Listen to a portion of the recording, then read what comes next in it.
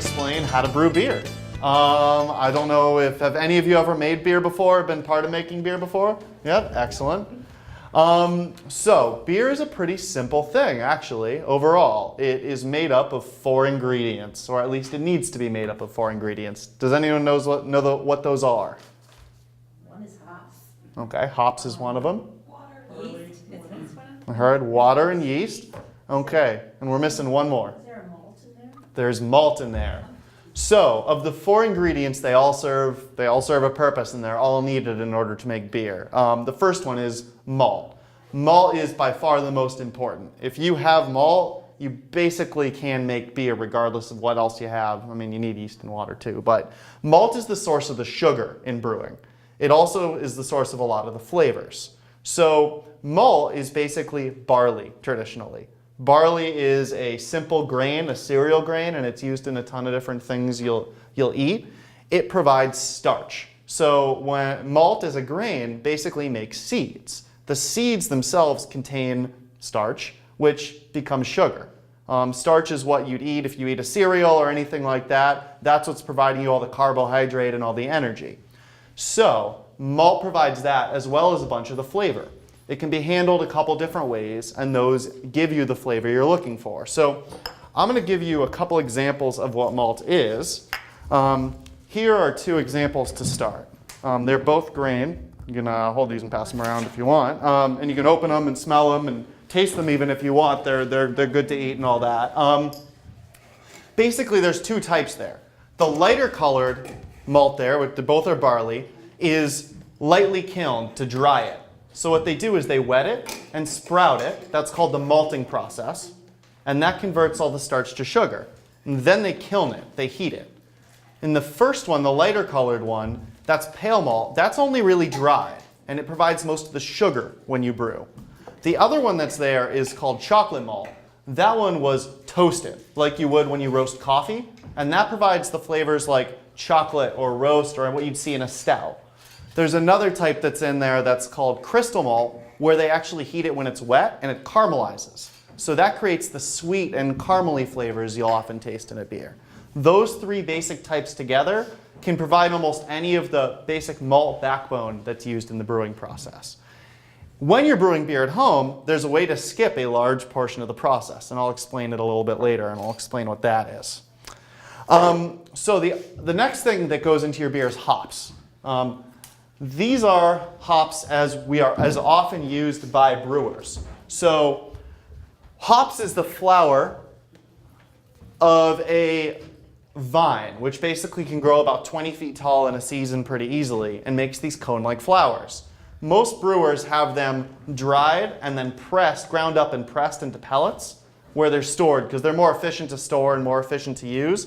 Otherwise, they look like a flower. The plant makes a resin called lupulin, which basically adds bitterness as well as aroma to beer. So if you smell what I passed around, you'll smell that it's got kind of a citrusy or might be described as dank or floral or skunky aroma. That is provided by all of the different oils that are involved and are in the plant. It's the only other plant in its family is actually cannabis. So a lot of the flavors and the oils and the things like that that are added are very similar in compounds to what's in that, but they are not in any way hallucinogenic, though they do affect your body. Some are used for sleep and things like that, actually. If you smell them, they're supposed to make you tired. So people make pillows and stuff out of them. The other 2 things that are involved in the brewing process are yeast and water. Yeast is what actually turns the sugar into alcohol. Without that, you really just kind of have sugar water. And that is what makes all the alcohol basically on the planet. So anything that is alcoholic, whether it's wine, whether it's mead, even your bread, before you bake the dough, has alcohol in it. So anything that has yeast will make carbon dioxide and alcohol from sugar and water. Then you have water. Water is obviously key. Mostly it just dilutes what you have and is a carrier for it. It also adds a lot of flavor to the brewing process and has guided a lot of what brewing is in the past. And I'll explain that a little bit in a minute just to kind of get you in there. So the history of beer. Some people say that beer is the oldest fermented beverage, the oldest alcoholic beverage. Others say that that's mead, which is honey mixed with water and yeast. But beer's basically been brewed for about 10,000 years. There are clear signs of it basically having been brewed about 3,000 years ago, where there's actually traces of the beer left and all those kinds of things. It didn't become, however, what we look at it now as until about 1,000 years ago, till about 1000 AD. And then 1500 AD is when it really was established as exactly what you expect it as. That's when hops became used consistently.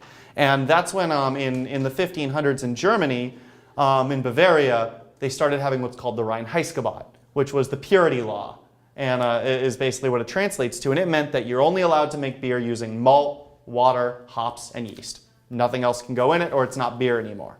And that was basically so you wouldn't get ripped off by buying something made with rice or corn or something of that sort, which now is actually fairly commonly used. And that still is actually illegal in that country to use any of those other things. Otherwise, you can't call it beer. The ingredients available in an area started to develop what are the different styles. The water, the grain that was available. So in places like Burton-on-Trent in England, the very hard water, it has tons of salt and mineral and things like that in it, led to brewing styles that work really well with that, like stouts. So there's tons of breweries that make stouts and dark beers. The heavy water complemented it. If you make, for example, a hoppy bright beer with that water, it comes out as like just wrong. It doesn't taste right. It tastes off.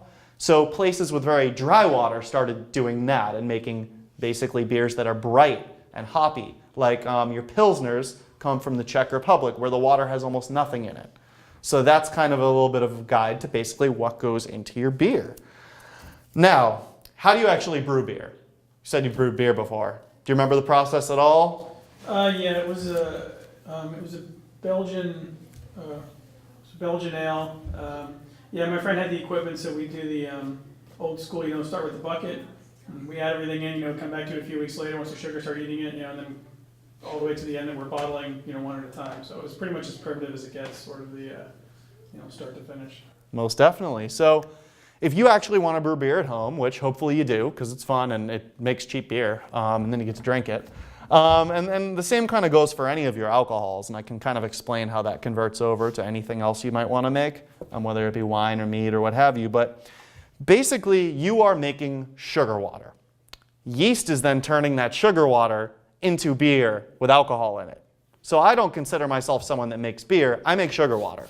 And that's kind of the key to the process. So if you wanted to make beer at home, the key is to take your malt, which I passed around, and to start to mix it with water so that it sits at about 150 degrees for an hour. Now, when you do that, the starch in all that grain converts to simple sugar, which the yeast can now eat. Until that part, if you just mix grain and water for a minute and then pour that out, yeast can't eat it. It'll just leave you with some basically starchy water, which you don't really want. Looks like you're trying to make pasta or something like that, basically. Now, what you do is you let it sit together at that temperature, converts all the starch to sugar, and then you pull that water out. Traditionally, say 10,000 years ago, basically just by pouring some grain into some water and leaving it for a week, it'll do all this on its own. It'll make alcohol because the grain will start to convert and become sugar, and yeast will fall into it and get in from the air and eat all that. Today, we do it a little more in a more controlled way. Ever since the 1700s, when early 1800s, where Louis Pasteur invented essentially single cell culturing so that we could keep a single cell in.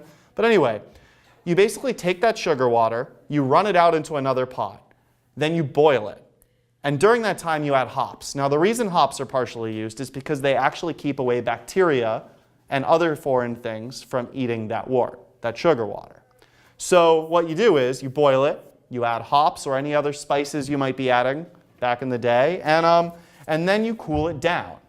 So as you've cooled it down, you're going to, once it reaches about room temp like this, you would add yeast.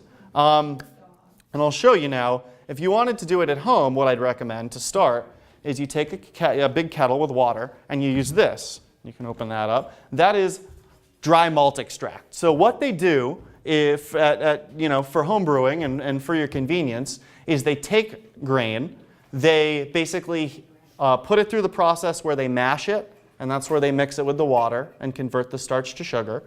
And then they take it and they basically spray it really hot on the side of this big stainless steel thing. And it dries it out almost instantly. And you're left with that powder. If you take that powder and mix it with water, you get basically wort. You get sugar water. And so that means that you can basically just heat a pot of water on the stove, pour that in the right amount, and go ahead and start basically adding hops to your beer. You've just taken, 3-4 hours out of your brewing process, basically, especially if you're doing it at home. So you're going to take that, make sugar water, add your hops, and then you're going to cool it down. There's a lot of ways to do it. In professional brewing, you have what's called a heat exchanger, where you essentially use cold water in order running through either basically metal in order to cool the beer down quickly. So at a professional brewery, they'll have that done in half an hour, 10 minutes, what have you. At home, what you'll often do is take it and pour it out to mix with cold water. So you'll basically take really cold, sanitized water, like Arrowhead water from a jug, have it almost ice cold, make a couple gallons of hot wort, and then just mix it with the super cold, and it'll be the right temperature. So that's kind of how you do that at home without any equipment. Otherwise, you buy a chiller, a heat exchanger. So once you've done that, you're going to add yeast. So right here I have, and it's kind of fermenting, this is some wort that was made on Tuesday. You can pass it around. You can smell it if you want. This is actually a wild fermentation, a mixed fermentation, which means it has a number of different kinds of yeast and actually bacteria in it. It's a traditional way of making beer, and it's what you would have gotten a few hundred years ago if you tried to brew. It is actively fermenting, so that's about halfway to being beer. Right now it's yeasty and got all kinds of, it basically has a few billion cells of living stuff in that little bit. Now once it sits for another week, it'll actually be ready to drink. All that'll drop out and it'll be clarified, and then we can pull that off and have actual sensual beer to drink. Now you'll notice it's fizzing. The two things that the yeast makes when you put it in there, well, it makes a lot of things, but the two main things it makes is it makes CO2, carbon dioxide, and it makes alcohol. So right now that's going to be somewhat alcoholic, and all the fizzing is carbon dioxide coming out. When you want to bottle it, if say I capped that right now and didn't open it, it would start to carbonate.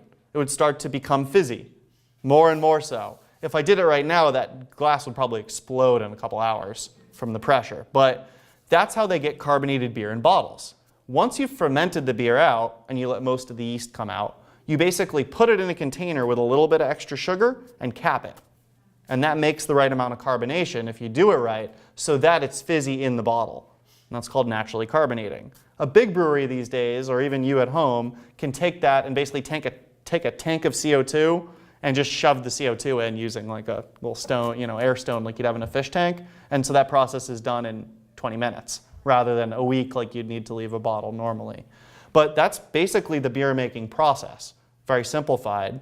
Yeah, that's pretty much it. Let's see, what do I have?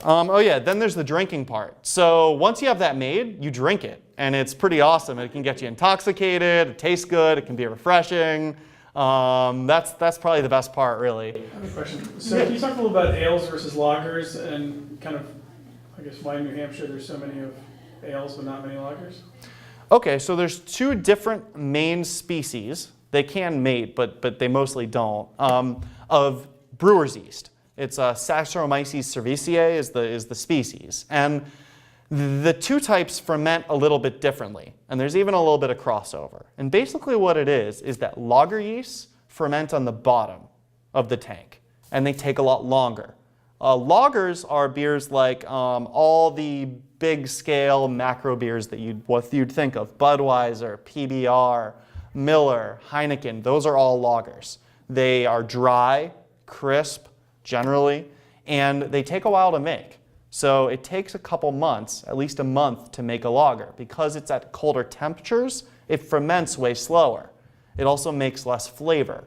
So the reason that, there's a couple reasons you don't see it that commonly. Most of the beer made in the state is lager. So Budweiser is, we have Budweiser down in Merrimack, so they make, more beer than anyone else.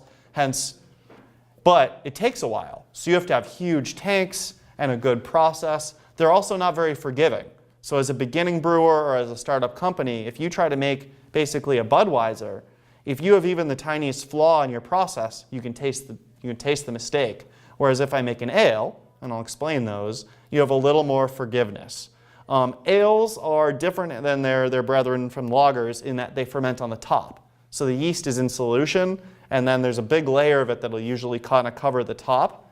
And they ferment a lot faster and at warmer temperatures. So whereas where a lager will ferment down at, say, 40 degrees, a ale will ferment at 60 to 70 degrees. It'll also make a lot more flavor, more esters, which will taste kind of fruity, and maybe like the banana in a Belgian ale, or phenols, which are like the cloviness in a Belgian ale, and a whole bunch of other flavors like that.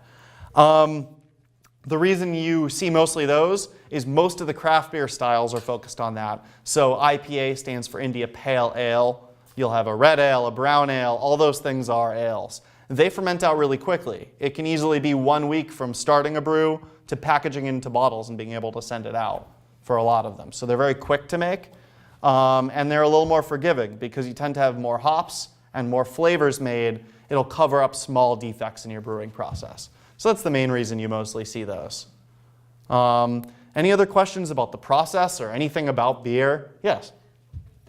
What kind of filtration process is used, or is there one? It depends. So at a larger brewery, there's definitely a filtration process. And there's a couple different kinds. They have basically filter presses are very common, where essentially there's pads with very small holes in them, and they'll run it through from one side to the other, and that'll filter out all the particulate. Commonly used now amongst craft brewers is what's called a centrifuge. It's basically this big thing that spins at 10,000 RPM super fast, and it means that all of the stuff that's in it that isn't beer gets pulled off to the side and separated out, and that sends a clean beer through.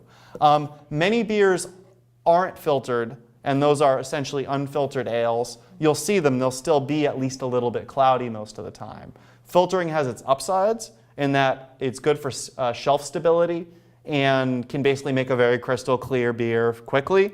The downside is it does pull flavor and aroma out. So if you're making a really flavorful beer and you filter it, you're gonna have a less flavorful beer basically. But otherwise, it's not dangerous to drink anything. I mean, you can drink what's fermenting on the table right now. It won't hurt you at all. I might not. It probably won't taste very good at this point, but you can. What a Guinness, it's a heavier beer, so is there a ratio that's different when you make like a heavy beer? So there is. So when you mash, you can basically control how heavy the beer is during that process, as well as by your yeast selection. So a heavier beer basically means that it has more stuff left over. So what that means is that a yeast that is, as they call it, attenuative, or can ferment more, will dry the beer out more and make it seem less heavy. Whereas a yeast that can eat less of the sugar will leave more behind and make it feel heavier. You can also control that with the mash temp. If I mix the grain and the water together at a higher temperature, say 160 degrees, it'll make these really long chain sugars that yeast can't eat, and it'll leave it with more body behind. It is. Now there's two reasons a Guinness is heavy. One, they actually carbonate a Guinness halfway, and then they do the rest of it using nitrogen. Now nitrogen can't go into solution in the water, so it basically kind of comes out and sits in there, and basically adds a thickness and a weird kind of body to the beer. And so that's one of the reasons. The other reason with Guinness, and this is kind of a story, is back about 100 years ago, there was an employee there who came up with a product, what he called Guinness Flavor Extract. It's a coffee-like syrup, basically, with that Guinness flavor in it. And they decided that it was cheaper and more reliable to make that and then have breweries around the world mix it with light lager in order to make the product. So the way they make Guinness is they make a light lager similar to a Bud Light, and this is done at, I think, 18 facilities around the world. They take that and they actually just brew it that way, light lager, and then they blend this syrup with it to make Guinness. And they add carbonation and they add nitrogen and they put it in a bottle for you. So it's kind of how would I describe it? It's kind of similar to using your Keurig machine and versus making coffee. It's kind of instant add your coffee flavor to something. So, but it's an interesting product, and they sure have done a great job at getting it every single place in the world, basically. Yeah, any other thoughts? How's root beer, like 95 is root beer, that seems really big, all the flavored beer, is that a beer or is that like just an alcoholic drink or? Oh, so like, 95 is root beer, can you make like root beer, that beer at home that tastes like root beer? certainly. So root beer traditionally was made using the leftover, basically sugar water from the brewing process. So you'd mix your grain with water once, and you'd run that off, and that's your main beer. And then if you put more water in and do it again, there's still some sugar left. So they'd do it again, and then they'd add roots rather than hops and other herbs and spices to make that. It's a little bit hard to make not your father's root beer at home because they're using really large, essentially when you ferment something, it's hard to stop that. So in order to make something like that, you have to ferment it and then make the yeast stop adding sugar. Otherwise, it won't be sweet when you're finished. So they're actually pasteurizing it and then back sweetening it and force carbonating it with a tank. So it's kind of as much as it seems like a homemade product, I believe it's the same people that make Four Loko that own that. Yes. I'm sorry if I missed this earlier, but what about ciders? What's different about brewing ciders, like hard ciders? So basically all of the different alcohol making processes are kind of similar. You have to start with sugar. And in that case, your sugar is apple juice. So the only real difference is that you don't have to heat it. You basically just take apple juice and add yeast and leave it for a couple weeks and then put it in a bottle or a container and drink it. So that's basically it. With wine, you take grapes and take the juice out, or leave the skins in, add yeast. When it's fermented and done, you put it in bottles and you drink it. Mead is mix honey and water, add yeast. When it's done, put it in bottles and drink it. So making all alcohol is kind of that same process. There's difference in the choices of yeast you'll use and a little bit in how you'll handle it, but that's about it, really. So once you learn how to make one alcohol, you can basically learn how to make any alcohol you want without a whole bunch of extra effort. Yeah, it's kind of fun. Yeah, any other questions about the process or, anything like that? What's the limit you can make, like in New Hampshire at home? Is there a limit? Like you can only make a gallon a week? Technically, I believe there's none. The state of New Hampshire doesn't have any limits. The federal government has limits.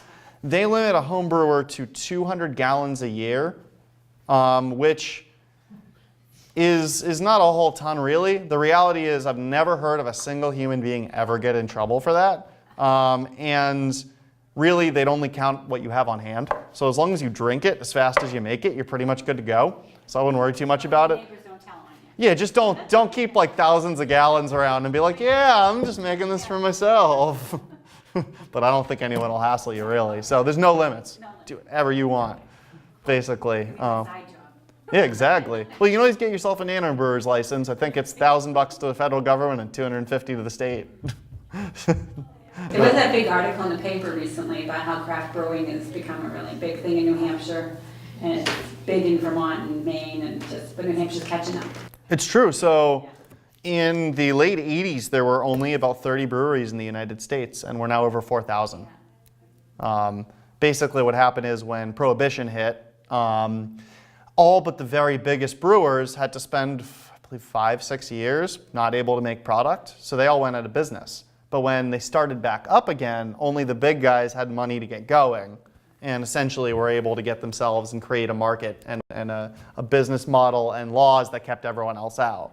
And it wasn't until the 80s where that started to change. So they had basically 40 years to run their business model the way they did, tie themselves to sports stars or this or that, which is kind of the way to go.